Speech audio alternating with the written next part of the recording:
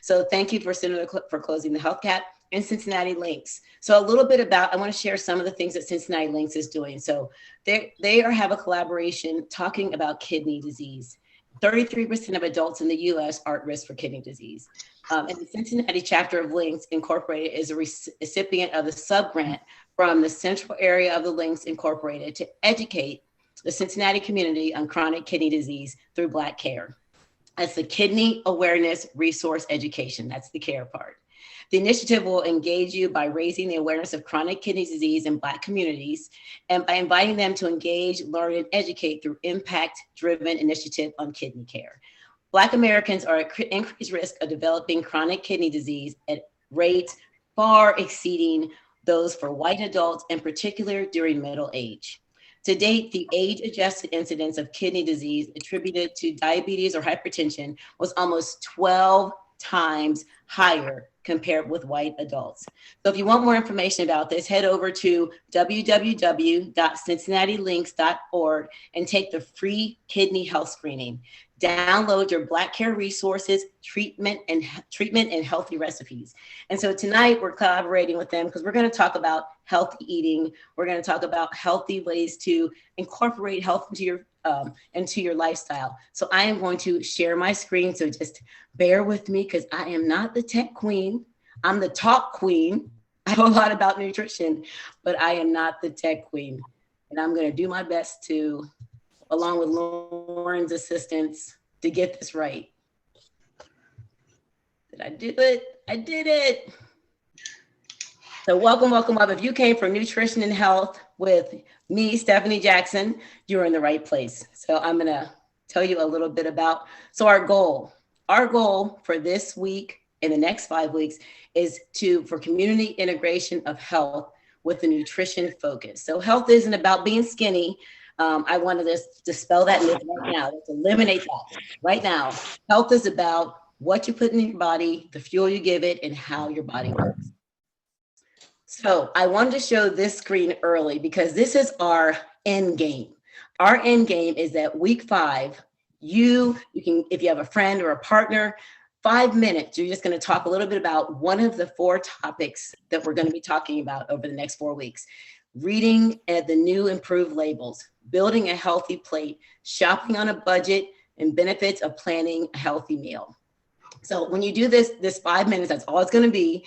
You're going to have enthusiasm. You're going to be excited. And you can even do it with a group of people. So if you have some other friends you want to get together with and you want to do it together. And then just use a variety of things. You can use recipes. You can use examples. It don't got to be that deep. We just want to hear what you've learned over these 4 weeks and see how it's impacted you. And guess what? Once you complete this portion of it, there are some unbelievable incentives. Like you guys, if I wasn't teaching this, I would be taking it not only for the education, but for the incentives. I'm telling you, I'm hoping I can get one. So this is me. I'm a 54-year-old mom of 4. I'm married to my husband, Derwin, who is the most supportive man in the world of all my craziness. For 34 years, we've been married. And I really didn't take nutrition seriously till around my 30s. And I'll be honest with you, when I was around 35 and I had my 3rd child, my body did not respond in the way that I had wished it had. And so I've had chronic asthma since I was about 23. And one thing that I did notice is when I maintained a healthy diet, I had fewer asthma flare-ups. And so since my early 30s, I've chosen just to live healthy, a consistent, healthy lifestyle. And I have tons of energy, as you can see. And I just have a zest for life. And so in 2015, I became a nurse practitioner. And so right now I work in the teen health community at Cincinnati Children's. And I love impacting them in a positive way about nutrition, health, and their lifestyle. And in 2020, I decided to become a certified nutrition and health coach because I was so passionate about how health, nutrition can affect every part of your life. And I share my personal experience, my resources and tools over in my community called Your Sweetest Life with Stephanie J. You can find me on Facebook and on Instagram. All right, so this is what we're going to talk about over the next 5 weeks. So over the next 4 weeks, 5th week is all about y'all. First week, we're going to talk about nutrients and understanding food labels. The second week, we're going to talk about building a healthy plate. And I'm going to use a little bit of the government guidelines, but I'm also going to share a lot of the nutritional information that I've gained over the years, my academic training, and then how life experience with nutritional healthy plates. Some of the things that I have done with my family and with my husband and myself to continue to eat healthy and how we build our healthy plate. The third week, we're going to talk about shopping healthy on a budget. As a mom, for shopping for a household of 6, shopping on a budget has always been the goal. And I've always tried to provide my family with healthy meals. So I've always really focused on shopping on a budget and shopping healthy. So I'm going to share some of the tips and tricks that have really helped me to be able to provide for my family healthy meals. And week 4, we're going to talk about one of my absolute favorite things, meal planning. Me and my husband meal prep on Sunday. We've been doing it for probably since my kids were little, definitely like when I was in grad school. And we find that it saves us money. It saves us time. You want more time during the week where you can come home and Netflix and chill or take a walk or spend time doing something other than cooking meals. Week 4 is going to be for you. It has saved us money, time, and then so much peace of mind throughout the week. And then the last week is all about you guys coming back with your 5 minutes, sharing what you've learned throughout this process or throughout this workshop. Okay, so this week I'm going to share a little bit about the following terms: nutrient density, macronutrients, micronutrients, nutrients, and bioavailability. Those look like big, scary words, but I'm going to try to make them really simple to just make them make sense. And then our second goal is going to be talking about 10 rules for reading a food label. I have a really quirky video, but it lays it out so well. It's really fun and interactive. And then after we watch the video and we talk about those 10 rules, we're going to share some of our snacks and treats and look at some of the labels of the things that we eat all the time. All right, so let's get into the big words. I'm going to take a quick sip of my tea and take a cough. I'm just getting over a infection, so I sound a little nasally and a little hoarse this week, but I am full of energy. So nutrient density foods, what are those? So the concentration of nutrients in any given amount of food or the amount of nutrients in any snack or meal. Unfortunately, most of our calories in our modern diet are not nutrient dense. And so what that really means is like the amount of nutrients that are packed into that item that you're eating. When you eat out, we don't really think about portion size. We don't think about the nutrient density. But when you're getting those nutrients in your body, that's what your body needs to function. Nutrient dense foods prevent your body from nutrients deficiency. And what happens when your body doesn't have enough nutrients? When your body can't heal itself, your immune system is not functioning well. It can cause premature aging in your skin, your largest organ on your body. And it can really shorten your lifespan. And I mean, none of us really want any of the above. We don't want to look old. We don't want to feel old. And we want to be able to heal when our bodies, body is broken down. So that's what the nutrient-rich food. The modern diet often doesn't do that because the things we eat don't really, especially if we're eating things like that we've always eaten from our grandparents, sometimes they don't keep that same amount of nutrients. So here's some examples of nutrient-rich foods. And I love this screen. I love these pictures because look at the colors. There's a big difference between nutrient-dense foods. These have natural colors. So you have your fruits and vegetables, your apples, your carrots, your celery, your kale, your broccoli, your bananas, your pears, your grapes, all beautiful and colorful. And then you have your grains. You have your brown rice, you have your lentils, you have your beans. And these are also great sources of protein right here, the grains. And then you have your healthy proteins. You have your fish, your nuts, your eggs. And then you even have some asparagus back there. You have those healthy proteins. Those are the nutrient-rich examples of foods. So we're going to talk a little bit about macronutrients. So the macronutrients are our three big dogs. Protein, carbohydrates, and fats. Protein, people always say good things about protein, right? Proteins are good, they give you muscle.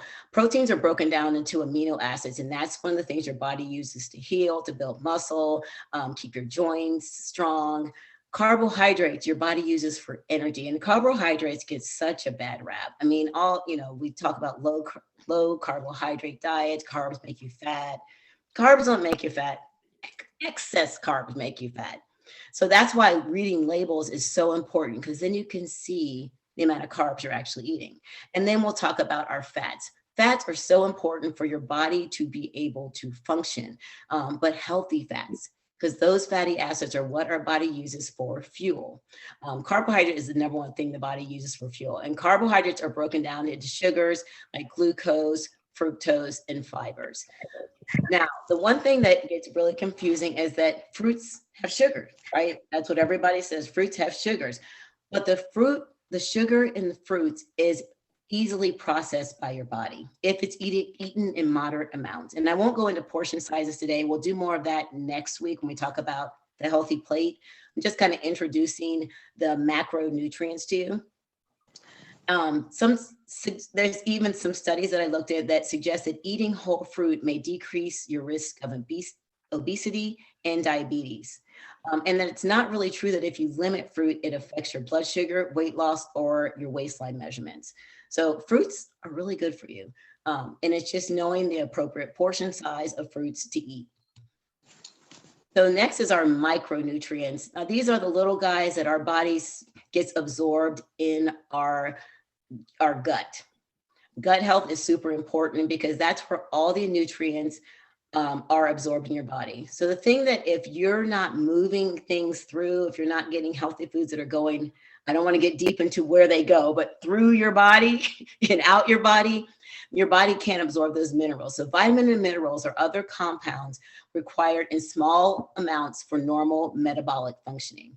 Our bodies need about 4 different micronutrients for proper physiological function. And here's the important thing. I've been studying recently a lot about gut health because I'm really interested in how our body absorbs those nutrients. And it's really important that your body gets a wide range of nutrients. So, I have one of my daughter, she would only eat broccoli. Like trying to get her to eat other green things was almost impossible. So the important thing is our body gets so many different nutrients from all of those fruits and vegetables, from all those vitamin minerals. It needs all of them. So just use or incorporate a large spectrum of fruits and vegetables into your daily diet to get those vitamins your body needs. Of course, there's supplements. But supplements are just that. Vitamins are supplements. They're supplemental to a healthy diet. It can be sneaky because you see all these ads that say, take this, take that, it'll do this for you. They're supplemental to a healthy diet. So, but the most important thing is to have a foundational, healthy, wide array of fruits and vegetables in your diet. Never replace nutrients that can be found in food with vitamins. But you should eat your nutrients. Or another thing you can also do is if you don't like vegetables, you can juice your vegetables and eat your fruits. We can talk about that in another one. And the last one we're going to talk about is bioavailability. Now, this really is your body's ability to absorb the nutrients. And this is where I talk a little bit about, some of the food that we, especially as people of color, have eaten. I mean, my mom made those greens and they were so good and they were mushy, and them green beans, and they were just cooked all the way down till they were soft, and they're good. I mean, those are good. Thanksgiving, that's what we're eating. But that's once a year, right? Christmas, once a year. On a daily basis, when you cook those foods down, sometimes you remove those nutrients from the food. So when you're cooking greens, kale, green beans, broccoli, try steaming them, because the steaming is going to actually keep the nutrients in them. Now I come from a husband that likes seasoned food. Like, I don't know about you guys. I'm the same way. I like my food seasoned. I'm not going to eat a dry green bean just because it's healthy. You can add all kind of seasonings into your food. But having that steamed, even boiled, and just not boiled to where they're overcooked, you'll keep a lot more of those nutrients. So try steaming them using grass-fed butter, avocado oil, olive oil. Those will help, or just avocados will help absorb those nutrients into your body. And we can talk, if you have more like questions about that, we can talk a little bit about that more later. But really your body's ability to absorb the nutrients. That's the bioavailability. So I am going to play a video. Lauren is going to help me out with that. And we're going to talk about nutrition basics. We're going to talk about understanding food labels. And this is a little quirky video. So I am going to, let's see. Lauren, are you going to take over sharing? Yes. If you can stop sharing. Okay. I love this little video.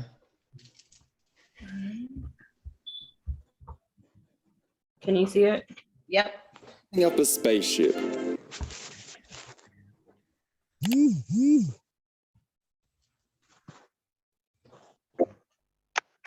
10 rules for reading a food label.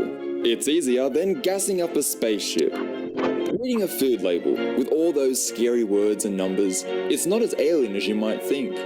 We have created some straightforward rules that every Earthling can follow. Rule 1. Food is fuel. The body burns food to live. Food is fuel for the body.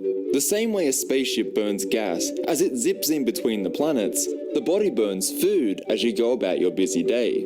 I know it sounds silly, but to understand food labels better, we will follow our alien friend as he gasses up his spaceship. Rule 2. Fuel is burned. This creates energy, or calories. The amount of energy obtained from digesting a set amount of food is called a calorie. The longer the trip through space, the more fuel or energy the spaceship needs. In a similar way, the more active you are, the more calories you burn. Rule 3. Know how much is in one serving. Sorry, it's not a gallon. Gas is measured by the gallon, but food is a little more complicated than fuel. It comes in different shapes, sizes, and containers. To understand how much energy the food you are eating contains, you must first know how big the serving size is. Thankfully, this is one of the first things a food label will list. Serving size is typically provided in cups or ounces, so measuring the food you plan to eat is the only way to know exactly how many calories it contains. Rule 4. The calories listed are per serving. Please, do not eat the entire box. The calorie listing is important because it tells you how much energy you get from eating one serving of food. Think of calories per serving the same way our alien considers how many miles he can travel with 1 gallon of gas. Since one serving of food contains a set number of calories, and the calories listed on the label are per serving, if you have multiple servings, you have to multiply the calories on the label by the number of servings to know the total calories you have eaten. For example, 232 calories times 10 servings equals 2,320 total calories eaten. Rule 5. Know the type of fuel or calories you are burning. There are 3 main ingredients in food that provide energy: fats, carbohydrates, and proteins. If you add all 3 of these ingredients together, you can calculate the total calories. When our alien chooses his gas, he can choose from regular or premium grade. Both are still gas that his spaceship will use for energy, but the concentrations are different. The same is true for food, only there are way more than 2 food choices. Rule 6. How fatty is your fuel? Fat is the most concentrated ingredient in food. This means that a large amount of calories are present in a small amount of fat. When choosing foods, select those with healthy fats, like fish and nuts. But remember, a very little bit of fat burns for a long time and contains lots of energy. Rule 7. Sugar is too sweet for your tank. Carbohydrates are foods that are broken down into sugar by the body. If you are running a race that requires a lot of energy in a short period of time, carbohydrates are a good choice. However, if not burned right away, carbohydrates are stored almost immediately. Over time, diets high in processed carbohydrates have been tied to many health problems. Choose healthier foods with less than 20 grams of carbohydrates per serving. Rule 8. Premium fuel for the body has a lot of protein. Protein is the third and final ingredient in food that provides us with calories. When the alien chooses high-grade fuel, his spaceship runs smoother for many years. Premium fuel for the body is high in protein. Protein provides good energy levels, keeps your weight steady, and allows the body to repair itself and stay healthy for many years. Rule 9. Food ingredients should not be in a foreign language. The ingredients found in the food you are eating are at the bottom of the nutrition label. Chances are, if you cannot pronounce the ingredients, that food is not a healthy option. Rule 10. Fuel with too many ingredients will clog your engine. Our alien knows that fuel with a long list of ingredients is likely processed and contains fillers and preservatives that may be unhealthy for his spaceship's engine. In a similar way, choosing foods with a lesser number of ingredients that you can pronounce is a good way to make sure the food you are about to eat is less processed. I love that video. It breaks it down so simple. Thank you, Lauren. I'm going to go back to sharing. All right. I know that was like super juvenile, but that video is just, it laid it out so much better than I think I could sit here and talk to you about it. So we're going to go, let me make sure, do I need to go back? There it is. Okay, so let's go through real quick these 10 rules, and then if you haven't already grabbed whatever snack you want to look at the labels, your snack, food, whatever you want to bring to look at the labels together, you can grab that when we're done looking through these, and then we're going to have a little fun looking at labels.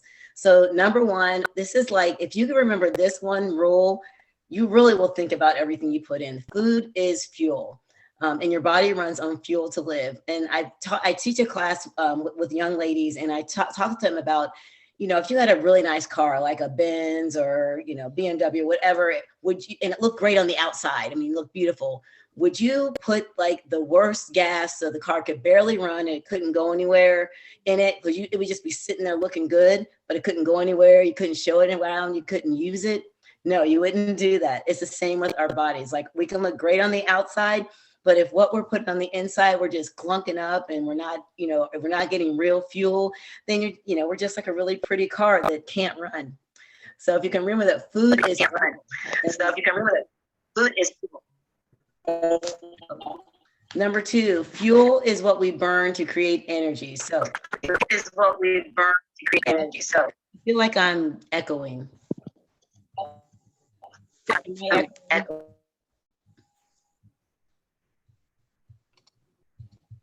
Lauren.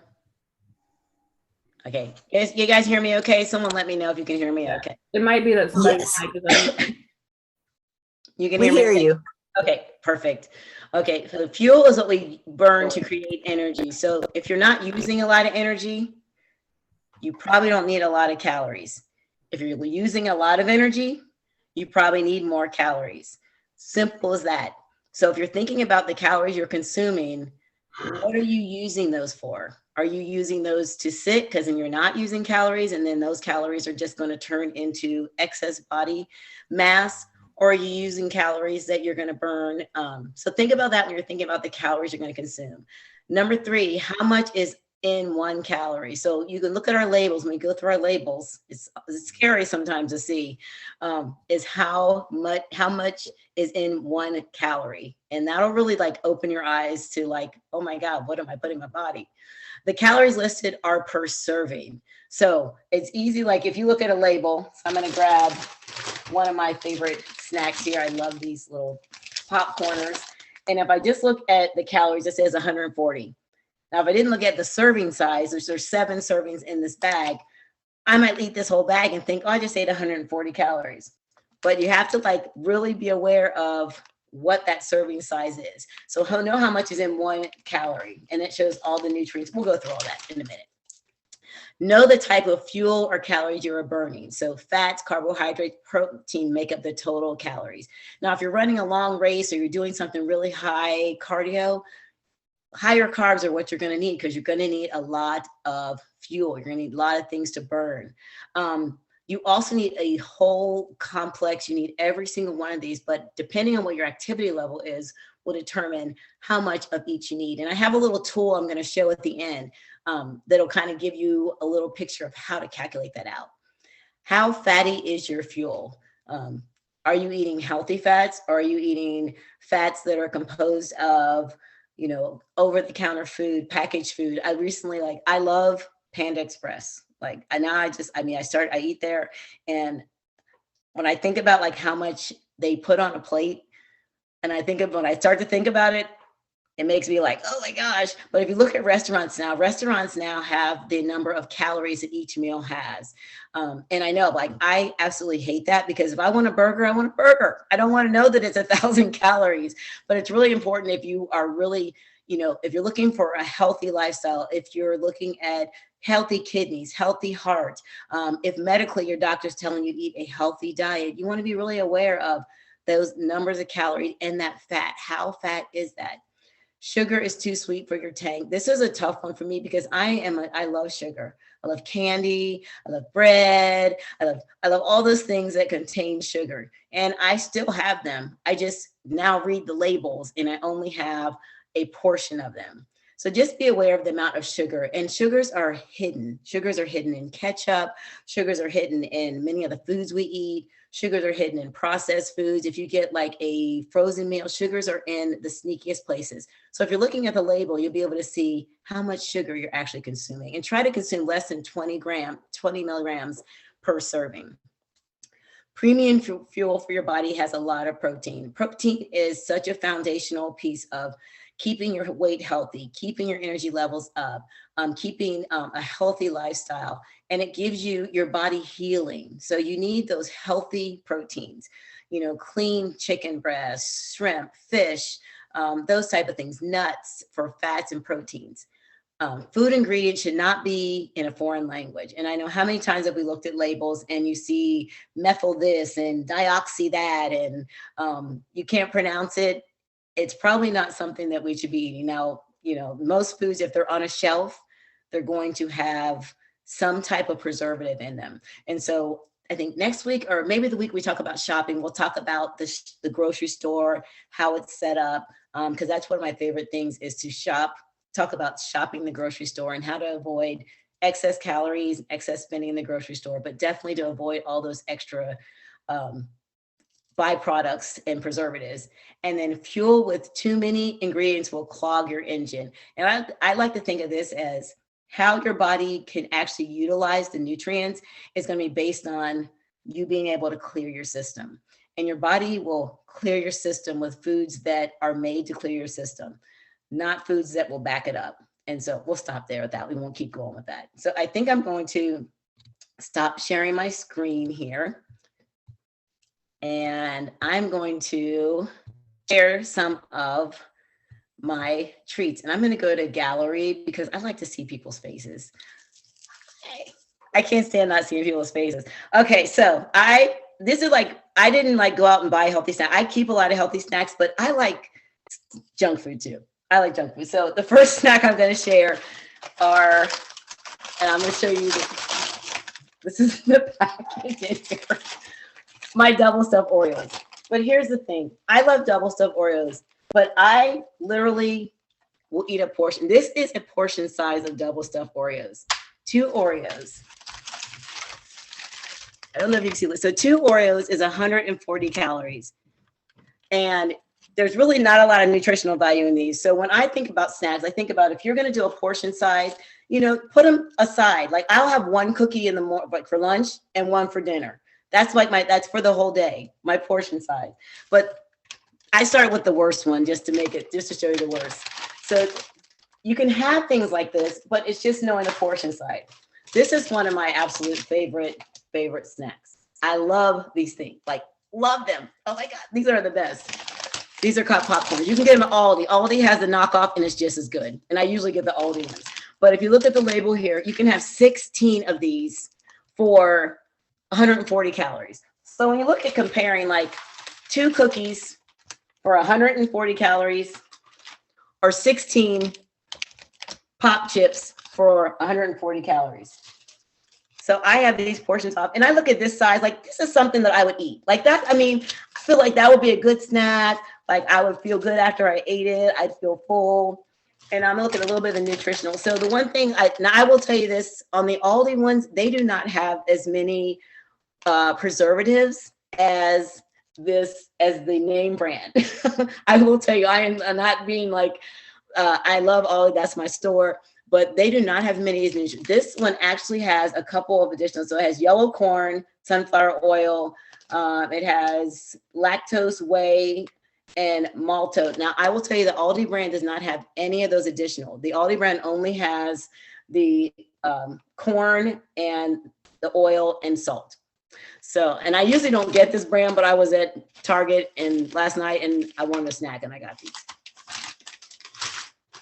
This is one that people consider a healthy snack. Pistachios. I love pistachios. I love nuts, any kind of nuts. Pistachios for a half a cup with shells is 170 calories. Now you do get 14 grams of fat. But when you think about your fats throughout the day, if you're really calculating and looking at what you're eating, you can incorporate these in as a snack and keep them as part of your overall fat. So you have 14 grams of total fat, 9 grams of total carbs, and 6 grams of protein. And I like these. These are the salt and pepper ones. So I have portioned out a half a cup. So when you're looking at like your snack, when you're looking at your labels and you're looking at your snacks, start to really think about like, what do I want to waste my calories on, right? Do I want my calories to be something that I can get a lot of, like a big bang for my buck?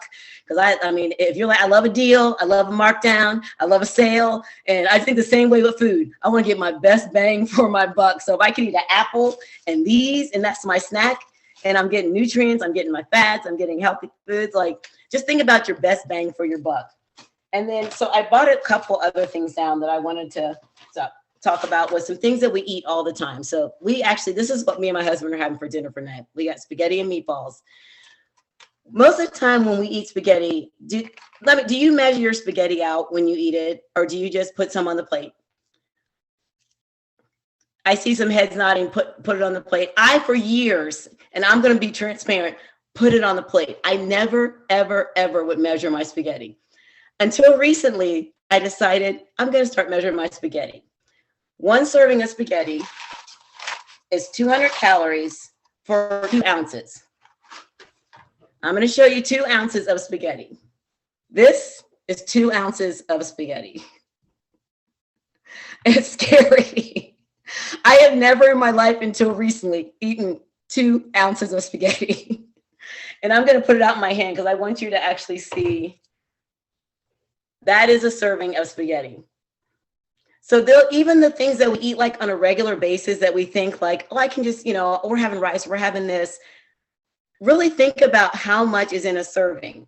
The other thing I have, which is something we eat all the time, is rice. So I have basmati rice. I usually eat jasmine rice, but they were out when I went, so I got basmati rice. So a serving of basmati rice is 1/4 cup uncooked. 1/4 cup uncooked is 1/2 cup cooked. And this is about 1/2 cup. Oh, okay. That demonstration did not go well. This is about 1/2 cup of rice. So this cup is about the size of my little hand. And that's about full.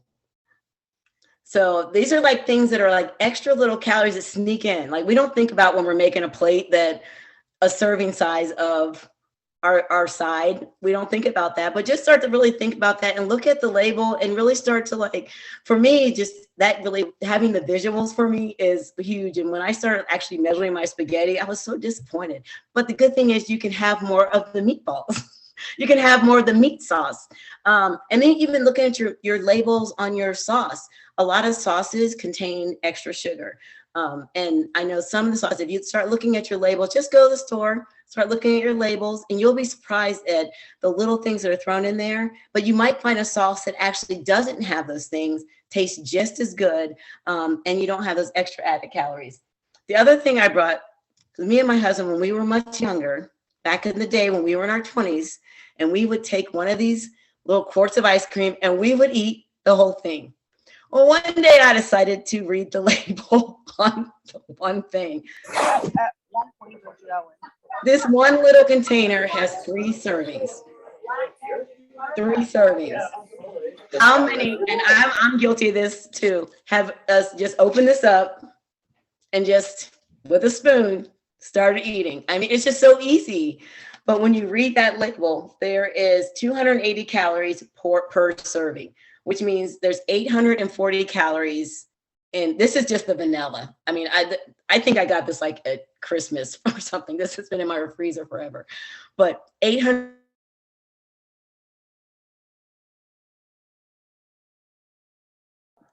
You're muted. You're muted. We can't hear you.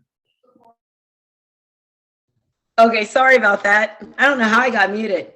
So 840 calories in this one container, which is 3 servings of, I mean, in reality, this would not be a serving. I mean, I would eat this whole thing. But now that I know that, I don't eat the whole thing.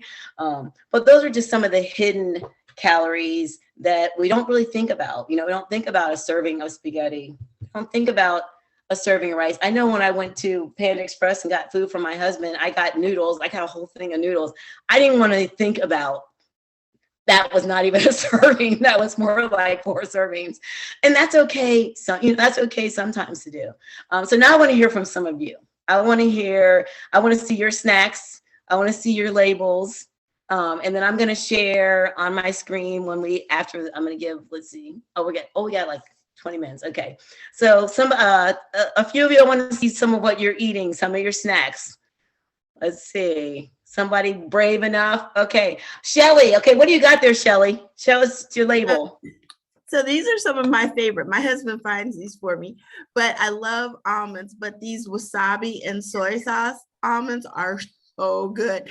So I had the bag and was just eating until you started talking. And then I counted out 16 of them because that's a serving. Otherwise, I could eat probably a quarter of the bag just sitting here. I'm the same way with these, with my almonds. I have some almonds. If I don't portion them out, I'm like the same way. So good. But now that you're aware of it, right? It's like, right, exactly. Shelly, thank you for sharing. Anybody else going to be brave enough to share their snacks? I started eating tortilla chips. I have a very, I love plain potato chips. I mean, literally have to walk away from that part of the store because I'll get 2 big bags of Mike Sales and I can eat a whole big bag. And I said, you know what, we just got to trade up here because so I'm working my way. I don't like tortilla chips as much as potato chips, so I don't eat a whole bag. But there's 140 calories, and there's 9 servings per this bag, and there's 13 chips are considered a serving, and I can do that and not go overboard. But with potato chips, you know, they're saying so many chips. I said, I can't do that. I know. I almost brought down because I bought some chips for the playoff party for my husband, and I almost brought the bag of Lay's down too but I didn't want to look at it because I was like, I don't even want to know right now how many Lay's, because you put a bowl out and I was like, I ate Lay's on Sunday, so I don't even want to know how many Lay's I ate. Thanks, Kelly, for sharing that. Yeah, tortilla chips is a good one. Add some salsa in there, and you got a snack. All right, one more person. Let's see if one more person wants to share. Yeah, can you hear me? This is Sam. Hello? Yes, I can hear you. Okay. This is very serious information. I have been battling over 10 years with diabetes and trying to get it regulated. And after having a heart transplant, it has really become difficult. And so today I went to see a new endocrinologist. You're talking about being transparent. My life is an open book. And I do it for the means of helping someone else to really understand how serious this is. And so my A1C is 11. With all of the effort that I put into it, change my diet, everything, but having difficulty in exercising. So hearing this information and the way it's being broken down, first of all, I want to say thank you for that. It gives a lot of clarity to me because I am sedentary. I am in my house 90% of the time. And so to see that I really don't need to consume a lot of calories because I'm really not burning it. So that right there was phenomenal. And I want to thank you just for that little nugget. But in terms of the snacks, I've given up a lot. I feel the sister about the potato chips. I would eat them every day, 3 and 4 times a day. But now knowing the dangers of that and what that is actually doing to my glucose levels and how that is adding to the struggle, it's easy to let those chips go because life trumps all of that and health is our wealth. And so if we aren't healthy, none of the rest of this matter. It don't matter about driving a Benz, a Ferrari, living in a mansion. None of that means nothing. So I'm happy to be here. I am a community health advocate, and all of this is my life. So I'm happy to glean from the information of your knowledge and the others that's on here. And so thank you for what you do. Oh, thank you. I appreciate that. I appreciate your transparency too, and how just, bringing it around to how important our health and our life is. We only get one body, we only get one time around, and God gave us it. So we got to take care of it. I saw some things pop up in the chat too. Lauren or Jarita, can you share some of what's in the chat? Because I see that there's some sharing of in the chat of snacks and also some questions. I don't want to miss out on those. Sure, I can share that. Melissa makes a joke that she had some double stuffed Oreos, but she's just laughing at it. Let's see. Nada.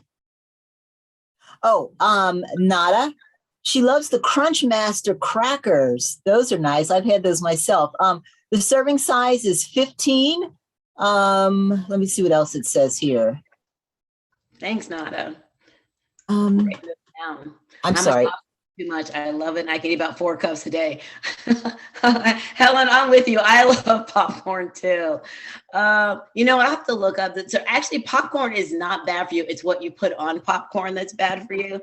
So if you're adding additional salts and sugars, or if you're eating like a packaged popcorn, that's where you're going to find your calories. If you're eating popcorn, maybe lightly salted popcorn, I'll have to remember, I want to say you can have up to 3 cups, I think. Let me clarify that. But popcorn is really overall not bad. And also if you're plant-based and you're trying not to eat, popcorn is also vegan. I was vegan for a long time and I eat plant-based often, and I like those hidden secrets. But popcorn's a really good snack to have as long as you're not eating the packaged, pre-buttered, or it has all the additional butter on it. So if you get in microwave, get the lower salted one, instead of the Theater Master kind, or whatever that's called, the butter lovers, and it's good. I mean, but if I go to the movie theater, I'm not gonna lie, I'm getting popcorn. It's not measured, and I'm gonna enjoy every bit of that at that point in time. So Stephanie, someone on here had talked about Frisch's cherry vanilla Coke. Saw that. Can you address that just for a second? She has no idea what the calorie count, and that's true because it's served directly to you, and they don't really say. And they give you free refills too, huh? Yes. You know what? We can call on Google for that. Yeah. Okay, so there's another one on here. She says, "I love juices, but oops, I just lost it." Watch the juices. They love juices, and I know there's something about hidden juices, even in fruit. juices that are sold. Yeah. Oh, so I'm going to share a story with you real quick because I juice every morning. I drink a juice every morning, but I make my own pressed juices, and I have a really easy way you can make pressed juices without a juicer that are really good. And I like good food, so if I tell you it's really good, that means it has flavor. But I bought one of those store-bought juices, and it had so much sugar in it, I could not even drink it. You can literally, if you want to have juice, go to your blender, blend an apple, cucumber, celery. This is what I put in mine. Ginger, grind that all down into a pulp. Take a, what do you call the sieves? The wire strainer. I can think of it. Take a strainer and make your own pressed juice. Put that pulp and squeeze that. Use like a spatula. Squeeze the juice out of that, and you'll have a great pressed juice. Put pineapple in it. And then, if you really want to be adventurous, you can eat the pulp. I personally don't eat the pulp. I put the pulp either in my bin outside for my compost or down disposal, but you can make your own pressed juices at home. And you have way less sugar in them. If you want sugar, the sweetness, add an apple or the pineapple. But the store-bought juices are super high in sugar. Even those ones that say like the naked ones, super high in sugar. And then just look at the label on those too, because the serving size is going to be way less than you probably like. It's not going to be a full glass. If you make your juice at home, you can have a full glass of that and enjoy it. And if you want more fruit than vegetables, then add a little bit more fruit. Would you Stephanie? Ingredients again? I do celery, cucumber, because those are great for inflammation and liver function.